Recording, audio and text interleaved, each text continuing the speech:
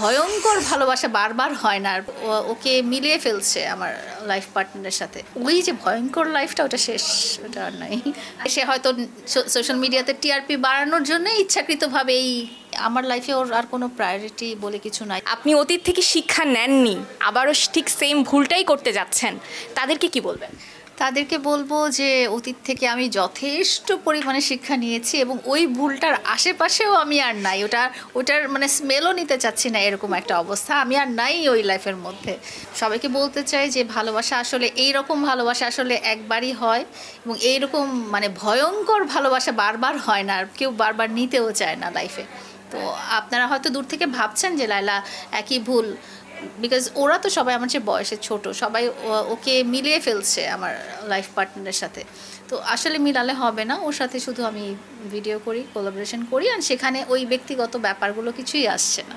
তো এখানে ভুল হওয়ার কোনো ব্যাপার নেই, এখানে আমরা কাজ করছি, ভিডিও করছি আপনাদের বিনোদনের জন্য। আর ওই যে ভয়ঙ্কর লাইফটা, ওটা শেষ, ওটা আর নাই।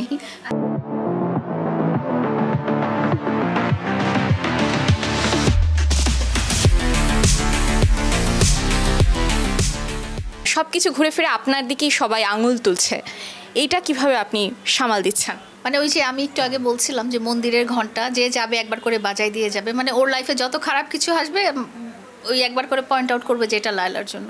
আজকের ঘটনাটা একেবারেই আমার জন্য ছিল না, এটা তার ব্যক্তিগত ভুল বা অপরাধের কারণেই হয়েছে, তার ব্যক্তিগত নেগলিজেন্স যেটা বলে অবহেলার কারণে হয়েছে, এবং সেখানে কোনো নতুন কোনো মামলারও উদ্ভব হয়নি, সম্পূর্ণ বিজ্ঞ আদালতের নির্দেশেই তাকে নিয়ে যাওয়া হয়েছে।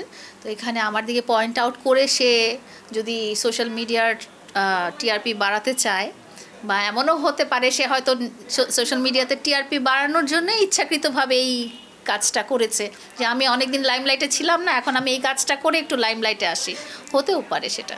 এখন আসলে আমি আর ওই জায়গাটাই নাই, আমি ওর জীবনে ওই জায়গাটাতেই নাই, এবং আমার জীবনেও সে ওই জায়গাটাতেই নাই, ওটা টোটালি শেষ হয়ে গেছে। সো এখন একটা সাধারণ মানুষকে দেখলে আমার যেরকম ফিলিংস হয়, ওর জন্য আমার সেম ওরকম, মানে এত প্রায়োরিটি নাই আমার লাইফে, ওর আর কোনো প্রায়োরিটি বলে কিছু নাই যে ওর জন্য আমি আলাদা 2-3 সেকেন্ডও চিন্তা করব, সেটাও আমার জীবনে নাই। অ্যান্ড আই থিঙ্ক এটাকেই মুভ অন করা বলে।